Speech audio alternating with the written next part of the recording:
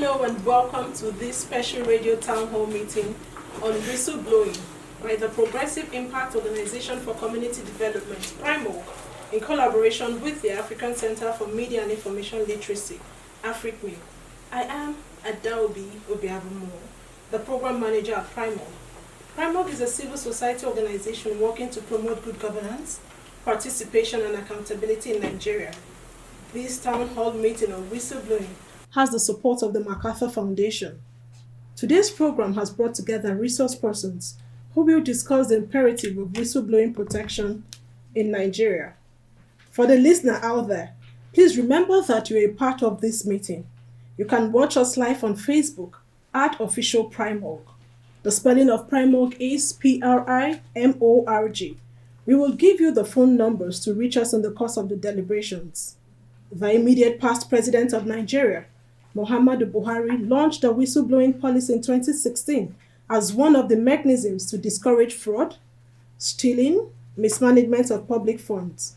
The policy was believed to have made immediate impact upon introduction, but stagnated with time.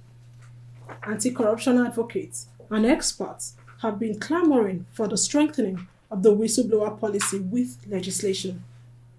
The Buhari administration could not achieve it.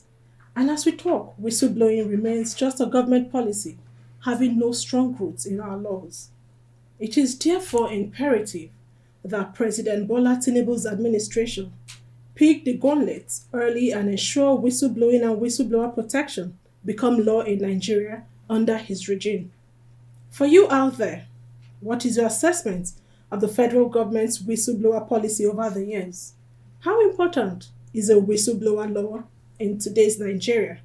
And how can the act of whistleblowing be reawakened among citizens? You can begin to send your views to 0902 265 6167. That is 0902 265 6167. My guests are well experienced on this subject who will join us in a short while. And they are Adesoji Afolabi, the Deputy Director, Legal Drafting, Federal Ministry of Justice. I also have Godwin Chibu, who is the Principal Counsel, Godwin Chibu and Associates. Jeb Shibayan, Investigative Journalist with the Cable News, and also the Coordinator at the African Center for Media and Information Literacy, AFRICME. You're all welcome to this program. If you just tuned in, it is a town hall meeting, and the focus is on the need to strengthening the fight against corruption with a whistleblower law. In the last 6 decades of Nigeria's independence, corruption is so entrenched in such a manner that the country has continued to lose trillions of naira. Forensic and financial experts say about 70% of Nigeria's national budget is lost to corrupt practices at all levels of governance. Certainly, this development is very dangerous. Let me allow my guests to come in here. You're all welcome once again. Thank you very much. We will start the conversation first with Adesoji Afolabi, who again is the Deputy Director, Legal Drafting at the Federal Ministry of Justice. Thank you for being here. Thank you very much. I will start first by commending the Ministry of Justice in their efforts with the Presidential Initiative on Continuous Audits, PICA, under the Federal Ministry of Finance, who I know last year worked in sync with you to ensure that we have the whistleblower law, but unfortunately, that did not see the light of the day. Could you tell us what exactly happened? Thank you very much. First of all, I want to thank the civil society organizations for lending their voice to the effort of the federal government in achieving the legislation on whistleblowing. We made all efforts to get this bill on board, and most of the civil society here today, they also supported the activities, contributed in their own ways to ensuring that we have a legislation on whistleblowing. And we concluded the process. It was sent to Federal Executive Council, and it was also approved by the Federal Executive Council. And it was also sent to, I think it was also forwarded to the National Assembly. And it went through the first reading the second reading, but in the process of the second reading, I think it was very close to the last lap of the last administration, and as a result, they couldn't be passed into law. I think that was all that transpired in the course of that bill, why it was not successful at the ninth assembly. Okay, so what is the federal government, by this I mean both the Ministry of Justice and the government, doing to ensure that we have this? Because I want to believe that you still have that text lying down somewhere. What are you doing to ensure that it resurfaces? Of course, yes. What is, the legislative process and procedure. Once it couldn't be passed at the last assembly, that means you have to reintroduce the bill again. And I think the Federal Ministry of Finance is about doing that. Now, the government is just coming off, and for the new administration they needed to be briefed, and from there they will forward it, because the bill it has gone through some legislative procedures, not as if it's a new something, and it was approved by the last administration. Then I strongly believe that there's continuity. The bill will be reintroduced to the House again, and it will be taken off from there. Okay, why one of the reasons why I asked is because we know what corruption does to us as a country. And for those who have taken it upon themselves to blow the whistle, they should not be allowed to suffer as a result of that. But let me bring in Dr. Chido Onoma, who is the coordinator at AfricMil. You have heard what he said. You are a seasoned journalist and advocate of the whistleblower protection. And unfortunately, we don't have that piece of legislation. What do you have to say about it? Well, as you said, it's quite unfortunate. But again, let me start by thanking Primark for this initiative and for putting together this town hall to ensure that we continue to have this conversation, national conversation about whistleblowing and whistleblower protection. As an organization, we've worked around whistleblowing protection for about 7 years now. And about 3 years ago, we did a national survey which interviewed Nigerians from a broad section of the country. One of the major issues that came up was the whole question. Nigerians are patriotic. We all suffer the effect of bad governance, of lack of accountability, of corruption, and people are willing to blow the whistle. But one of the major issues that came up in the conversation or in the survey we had was this question of lack of law, and by extension, lack of protection for whistleblowers. So it's a key point in the whole conversation around anti-corruption and good governance. There is no way law enforcement agencies, and I should know, I worked at the EFCC many years ago, and one of the things we did was getting tips from the public. I coordinated a civil society unit that helped mobilize Nigerians to ensure that the organization was always available to receive tips, because corruption is not people from another country or clan. It's Nigerians who are involved in corruption, and we have uncles and aunties, mothers, fathers, brothers and sisters who are involved in. So it's also Nigerians who would necessarily give tips or give an insight into what is going on. But as we've seen over the years since the policy was passed in December 2016, there hasn't been, except of course maybe as the last speaker mentioned, in the last year or so, when there was a serious attempt to push for the passage of the law.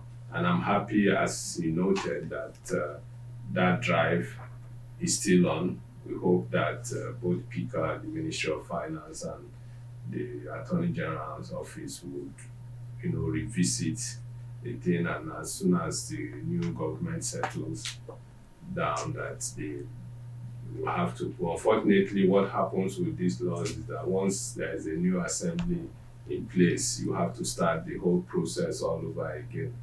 But do you think that the legislators are not aware of the challenges of whistleblowers? The reason why I ask is because the 8th Assembly, there was a bill, whistleblower bill, which did not see the light of the day. The 9th Assembly also. And here we are, 10th Assembly. What is particularly the challenge with the legislators? Well, I mean, it's almost like you have if I'm not mistaken, over 400 legislators, both houses, that every person has their own interest. Even if it could be personal interest, but they would tell us that it's their constituent interest or community interest. People may have different reasons for not wanting to sign on to this bill. I remember, was it the 8th Assembly, that some senators were saying, oh, you needed to include an aspect to the bill, for example, literally criminalizing whistleblowing in the sense that if people blow false whistle, they should be punished. And that became a serious issue of contention, and civil society was vehement in its opposition against that. That we know the country we live in, you don't want to start from that place of criminalizing whistleblower, because then it makes nonsense of the whole essence of the whistleblowing legislation. So there are different interests in terms of, but I don't think those personal interests should be subsumed within the national interest, because there are other countries in Africa, even our close sister nation, Ghana here. Ghana has a whistleblowing legislation, Uganda has, South Africa has. So particularly for any government that is interested in fighting corruption. Thank you. For any government that is interested in fighting corruption. Let me get back to Adesoji Afolabi. You heard him. Any government that is interested in fighting corruption. And it's good that you said that the bill will be reintroduced to the National Assembly. Are there other things that the Ministry of Justice can do to ensure that we have this law? Well, there is nothing too special that Federal Ministry of Justice can do to ensure that. One, because this bill is being even sponsored by the Federal Ministry of Finance. And it's just that Attorney General, being the chief law officer of the Federation, has a responsibility in ensuring that those laws are in order. And when it comes to, for instance, now that it was not successful at the 9th Assembly, all that is needed to be done is to ensure that this bill is reintroduced at the Federal Executive Council, and they take it off from there. Then they'll continue to all efforts. Like you rightly asked, that whether the government is interested in fighting corruption. And that's why the law does not target any person. It's for you as a person, as a Nigerian. If you do the right thing, there's no respect for anybody when it comes to breaking the law. The Constitution does not create any sacred cow that cannot be for. The most important thing is that you do the right thing, and the government is willing to do it. But it just maybe the time and the interest and all those things may also come together to work against the bill at that time. But I think now it's even depending on the person who is on the seat. And from all indication now, we can see that the political will be there, and it will be pushed, because the provisions of the law, of the whistleblowing bill, is fantastic and is okay. It does not target any individual person, and it's just to ensure that you do the right thing, I do the right thing as a Nigerian. In whatever capacity you are acting on behalf of government, you do the right thing. That's what is important. Okay, thank you for that. You talked about time and interest. And I just hope that this time will be the right time, and the interest at the National Assembly would also align with that of the whistleblower, who is going through lots of reprisals from either colleagues or the office. Thank you for your submission, Adesoji. Let's quickly shift to a legal practitioner, Godwin Chibu. You're welcome. Chibu, thank you for joining us today. Thank you for having me. Okay, could you help us understand why we need this whistleblower law? Okay. I think we've discussed this over and over again. Without this law, the whistleblower policy, will not be properly implemented. And I believe that the trial with the Ministry of Finance policy of 2016 has shown that we actually need a law. Now, why do we need a law? A law will be an embodiment of all that is required for the implementation of a proper whistleblower regime. It will make provision for everything. It will make provision basically first for the protection of the whistleblower. It will give him certain rights. That law will also provide for punishment for anybody who contravenes the provisions of the law. Now this helps the whistleblower to be confident that with what I have seen put in place in the law, if I make a disclosure, the law protects me. But now that we do not have such provisions, the whistleblower will not be confident to come and make any disclosure because he wouldn't know what the outcome may be. So we need a law. Okay, I understand that there are certain provisions of the policy that actually talks about protection, but does it mean that the policy cannot be enforced except if it becomes a law? Legally speaking, that policy as it stands, we can see it from mere policy as a mere policy document of the federal government. It's not a law. So it doesn't carry, it's not at the status of a law. For instance, if there is reprisal against a whistleblower, he can't go to court to enforce anything. Except it is a physical reprisal where maybe he can go, to enforce his law under the law of tort or criminal law, depending on what. But here we are talking about proper provisions that says what happens to a person who makes out reprisal against the whistleblower. So that policy is not sufficient. And I doubt the ability of anybody enforcing its provisions in the law court. And I think that this also what made them part of the practice currently at the Ministry of Finance is that before a whistleblower comes into the regime or participates in the policy, they will have an agreement.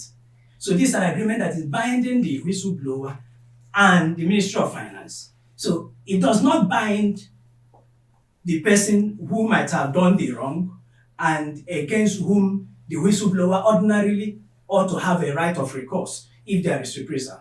So you can only enforce against the Ministry of Finance, and this is in terms of maybe a reward. If you make disclosure and your reward is not paid, you can have a recourse against them. But beyond that, I do not think that agreement can do much for the whistleblower. So we need a law for the protection of the whistleblower. Thank you for that.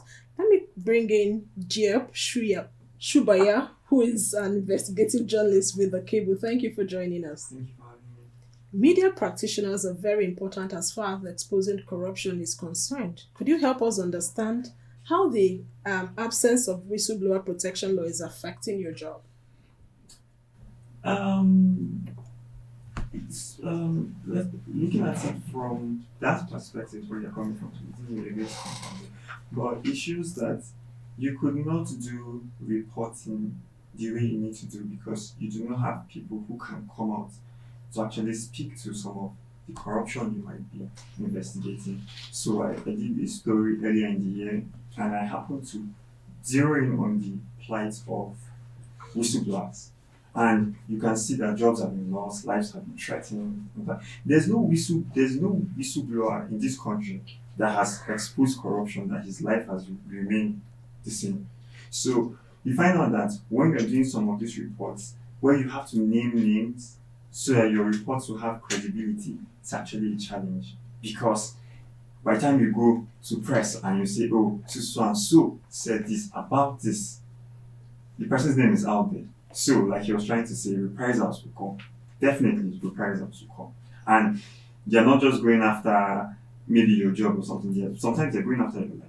So sometimes the journalist might do his own part, but the person who is exposing the corruption, it now has a target on their back. So it makes the job a little bit difficult because you are not having people to talk to that can really bring out the workings in government, trying to maybe sanitize the place and expose corruption. Okay, so you're talking about the whistleblower not being able or willing to give you information because the whistleblower is not sure that he will be protected. Yes, exactly. But you as a journalist, Section 22 of the Constitution has mandated you to hold the government accountable. So by that, you are a whistleblower as a journalist. Yes, you are, but you are not. You know, as a journalist, you have to report what exists. If I'm going to hold the government to account, I'm going to do it based on the facts that are before me. And who are going to provide the facts for me most times are the whistleblowers. Because they are in the system. They know how it works. They know where the corruption is. In fact, they literally know where all the bodies are buried. So that is one way we can hold government to account. Because you cannot just do it. I for example, I work in a media house. I work at the cable. I will not know what is going on in maybe Ministry of Finance or in even FCTA and stuff like that. So you have to have people who are in there, who are willing. Most times we actually report and name them as sources. But there are times where there needs to be credibility to some of these things, and that's what the problem is. So you mentioned the name of the whistleblower. Yeah, so you have to protect your source. So, but I'm trying to say that there are times where you might need to mention to give it some sort of credibility, because government will like, oh, this thing might be fictitious or something. I want to be sure, is it mentioning the name of the whistleblower? Because I know by doing that, you're exposing the whistleblower. That's what I'm saying. I'm saying, okay, let's look at it this way. Let's take a step back. You are not mentioning the name of the whistleblower directly because you want to protect them. But there are whistleblowers who I have interacted with who want their name to be out there because they know the rot and the credibility of the information they are giving to you. But then they also have target at the back because there's no law to protect them. Protection of whistleblowers. Let's shift to Dr. Let's get to the legal practitioner again, Godwin Chibu. Whistleblowing is an internationally accepted anti-corruption tool, and Nigeria cannot be an exception. How can we get the current assembly to prioritize passing the whistleblower bill into law? Okay, I believe that this would border mostly on politicking. First is the point that was made by Mr. Soji, that this bill needs to be reintroduced now and this executive function. So I think that where we start is to get the executive reintroduce the bill. When the bill is reintroduced, I believe that the issue of fighting corruption, even though this law goes beyond fighting corruption, if you see the provisions of the bill, you will know it goes beyond fighting corruption. It deals with every form of wrongdoing, including criminalities. So if actually the members of National Assembly take ownership of Nigeria and want Nigeria to work as a country should, they should prioritize that bill.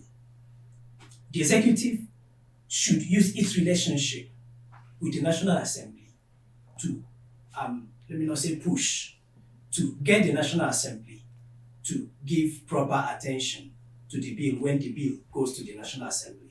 And if it comes back to the executive, also for the executive to do the needful by assenting the bill into law. The National Assembly should take ownership of the bill. Kede Soji Afolabi, who is the Deputy Director, Legal Drafting at the Federal Ministry of Justice. You have heard what my other guests have all said, talking about National Assembly taking ownership. The other person talked about, that's Diop, who is the investigative journalist at the cable, talked about the challenges that some of these whistleblowers go through, and also the challenges that journalists go through in trying to work on their reports as a result of some of the whistleblowers not being confident in giving them information as a result of the reprisals that they would face. And it's also good that you said that the ministry is trying to ensure that the bill gets back to the National Assembly. Now, what else can citizens do? What are you assuring that person who is listening to you and he has lots of information to expose the roads going on in a particular ministry or agency? What are you assuring that person at this moment? Well, all hope is not lost. We have to believe in this our country because you see, like it is usually said that if you don't fight corruption, corruption will definitely not even fight alone, but will definitely exterminate our lives. And that's the essence of this law. This law is to give confidence to the citizen that when you blow the whistle, you will be protected. And like before I delve in details into what the issue you raised, you see, like the civil society, like they said that we should not, but there are also situations whereby you see that people will come and the essence of that provisions we have in that law is to ensure that when you are coming, you are blowing any whistle, you are reporting anybody, make sure that you have at least some basic facts, and those who will manage the basic facts will manage it up to. It's not at that point that they will say, maybe the whistleblower will not be protected or will be blew open and all those kind of something. But it's to also ensure that as you have the right to blow whistle, so also you don't violate the rights of other people. And the issue of whistleblowing, the issue of fighting corruption is a collective responsibility of all of us as a citizen. Because where we are today, corruption led us to where we are today. And for us to get out of where we are today, it's a collective effort, which I believe that when we reintroduced this bill to the National Assembly again, with the caliber of people, and time is also very important when it comes to passing a law in the National Assembly. Because if you submit it early, they will have time to also consider it and look at it and do what is needed in respect of the law. We would like you to contribute to the conversation. We want to know what is your assessment of the federal government's whistleblower policy over the years. What are your fears as a whistleblower or as a citizen of the country? Would you be willing to expose acts of corruption, or do you have reservations? We would like to hear from you. Now let's get back to Dr. Chido Onuma, who is the coordinator at AfricMail. I understand that AfricMail has done a lot, and from your earlier submission in ensuring that there's a whistleblower legislation. There's a program coming on by your organization, the Roundtable. Could you tell us a little bit about that? What are you doing? Okay, before you take that, let me take this call. Hello? Yeah. Okay, Emmanuel, let's have you. Where are you calling us from? Kubwa. Let's hear you. You were talking about whistleblower. Yes, please. The man from the second house said so that we have a situation that the caliber of people in the house, the caliber of people in the house can you think they can do anything to help the whistleblowing people to be exposed? This nation, I think we need to wake up. We really need to wake up in this nation. Disagree with plenty of these things. Like I did ever say, the people in Abuja can solve the problem and the rock Nigeria is passing through. The way Abuja is cyclic in nature, the community can overrun the street and disagree with this poverty. These people are cheap to people, dashing to people like it's better. Meanwhile, them themselves are flying on badge or what is the edge of 5 billion, whether they want to start cruising or living on the water. What would be your contribution? What would be your suggestion, Emmanuel? Suggestion is that Nigerians should wake up and fight for themselves and leave all this grammar that they've been saying, whistleblowing. Who will blow whistle? The moment that the same person that blow, the same person you push it to. It's not like the way lawyers operate in Nigeria. The moment you put the same name, say, look at the person that said that. You said fight for themselves. We don't understand. Nigerians fight for themselves. Wake up and disagree with this rot and poverty that is walking on the street. Because what people are passing through these days is not what grammar can really describe. So all these estimates, everybody's looking for who will fight for who will not solve any problem. Nigerians should wake up, fight for themselves before poverty and evil will deliver, because these ones that are on the throne now, They care not about nobody. They care about their pocket. And like Nigerians now look like sacrificial material to their hands. Nigerians should wake up. Okay, thank you for your submission, Emmanuel. You have heard him. He does not quite agree with your submission that the National Assembly will do something, but he's asking Nigerians to rise to the occasion and do the needful, which is one of the reasons why we're having this conversation, to create awareness. Thank you for that, Emmanuel. Let's get back to Dr. Chido Onoma, talking about the roundtable discussion that is coming up sometime this month. Yeah, it's just a culmination of this conversation we've been having. Again, kudos would go to both the Ministry of Justice, the PICA, Ministry of Finance, that they've sustained this effort. You know, even though we haven't passed, we don't have a law yet, but we are here today because of the efforts and input of Mr. Soji and his colleagues at the Ministry of. I remember many years ago, with this help or support of civil society organization, there was a retreat. That we are even having this conversation just shows what is possible. The retreat, one of the outcomes of the retreat was, of course, a draft legislation which we have. So we're making progress. We hope that we can quickly, again, hoping that the ministry will do the needful, both the Ministry of Justice and Finance, to get this law to the National Assembly, and as he mentioned, start early enough in the life of this assembly. So this town hall meeting is to bring everybody together. So when I say everybody, I mean critical stakeholders, the Ministry of Justice, the Ministry of Finance, the legislators themselves, civil society actors, the media, and the general public, to then sit down and say, what do we do? It's like an expanded town hall meeting. Everybody who is a stakeholder in this process will come back and say, this is where we are. We're expecting that the Justice Ministry will be represented to explain to Nigerians, this is where the bill is.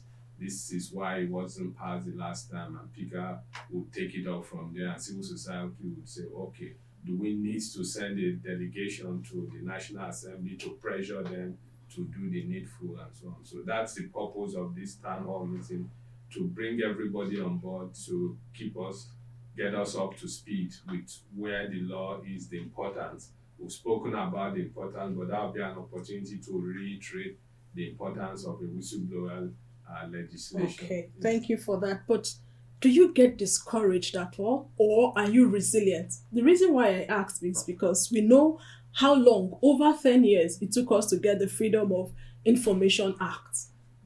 Much longer than that. In fact, it's interesting. It's as far back, the whistleblowing legislation is almost 2 decades, or the conversation, I think from the first assembly of the Fourth Republic, now was that the fourth or fifth assembly, there had been conversation. There was a draft bill that General Ishola Williams, when he was leading Transparency International, they had started conversation. And in fact, those documents were really helpful for us when we started working on whistleblowing. So we've gotten to that time. We don't have to wait forever. Because again, so you're not discouraged? I'm not. I'm okay. Not. It just shows, maybe for me, what it tells us as an organization is the importance of this law. It's not just anyhow law. Maybe that's why it's taking this process, and I hope we can get it right. All right. In 30 seconds, what would be your advice to the President and the National Assembly members? In 30 seconds. I think it will be a legacy for him if he manages to put this, that how many administrations since 1919 have not managed to do. And for the legislators, it's about our country, it's not about them. You can't be a legislator for life, even if there are no time limits. You die someday or something will happen. So it's for us, for our children, grandchildren, and everybody in this country, and people should see beyond personal interest if that's what's holding this law. All right, thank you for that. Your last word Adesoji Afolabi, Deputy Director Legal Drafting at the Federal Ministry of Justice. What would be your advice to the government? I know you work for the Ministry of Justice, Yes, and that is the government also. So Yes, what would be your advice to the President and the National Assembly members? My advice is very simple because it's like advising yourself. We put all efforts to ensure that the law, is reintroduced. And when it is introduced, and I can trust our Honorable HAGF, who will now take it off from there to let the public, because it's better late than never. We can't say because it has taken too long that we should now, because of that, because we can't fight corruption on the basis of policy. It's kind of like the barrister said, it doesn't have the force of law. So what we do is that we make sure that the advocacy that is also going on now carried out by the civil society, we also do that work at the government level to ensure that the law is passed. Thank you for that reassurance. Let's quickly shift to Godwin Chibu, legal practitioner. Initially, you talked about the National Assembly members taking ownership of this bill and ensure that it becomes a law. What if they decide not to take ownership of it? Are there things that citizens can do to compel our legislators to act swiftly? Yes, I think we've seen, I won't call it demonstrations, maybe citizens coming together in whatever ways they can. If it takes going to the National Assembly, I think that attempt was made sometime. It could be repeated, with this particular National Assembly. If citizens go there to say, please, Nigerians need this law, and Nigerians elected you people to go and make laws for the good of Nigeria, please give us this law. I think that may help to create the awareness, even if there are maybe some people are not aware that this type of bill or this type of move to have a proper legislation on whistleblower exists. That will bring it to their knowledge. And I believe that if Nigerians take it to that extent, they will know that we actually mean this business. Okay, Nigerians, you have heard him. But do you think that the president is concerned in strengthening the fight against corruption in Nigeria through this bill? He just came in, so we wouldn't know what his priorities are currently on this type of issues. But I know that if actually he wants to get the resources he's looking for to run his administration and to make a name for himself, this bill is one of the things he should prioritize, because it is meant partly to fight corruption. And when this the loopholes are blocked, what it means is government having more money to utilize in its administration. So he needs it just as every other Nigerian needs it. Thank you for that submission. If we must recover funds to fund our budget, and you know that the current 2023 budget is running on a deficit of over 11 trillion, one of the ways to recover funds is to block the leakages. How do you block the leakages? Getting citizens to blow whistle against acts of corruption. Thank you so much, Godwin Chibu, for your submission. Let's quickly get to Diep Shibaya as we begin to round up. What would be your advice to members of the current National Assembly and the federal government on the need to strengthen the whistleblowing legislation? To strengthen the whistleblowing bill through legislation. I think priority, we should prioritize it like you were saying, and there should be that political willpower to do it. Having covered the National Assembly for some years now, I was there in the 8th Assembly when it was first brought, and I think the Senate passed, but the House didn't concur. We got to the 9th, and the person who sponsored it died, and that was just the end of the bill. And shortly before my administration wound down, they sent another bill, but the time was already short. So I think there should be that political will. If they can come and pass supplementary budget in 1 week for 2 trillion naira, why can't they pass this act? It took them just 1 week from when President Tinubu sent the supplementary budget to the National Assembly for them to pass it on Thursday, because they passed it for first and second reading on Tuesday. So if they can suspend their rules and move that fast when it comes to things of funding and money, they can also do the same for the whistleblowing bill. Like I said, priority, they should prioritize it. Priority and interest.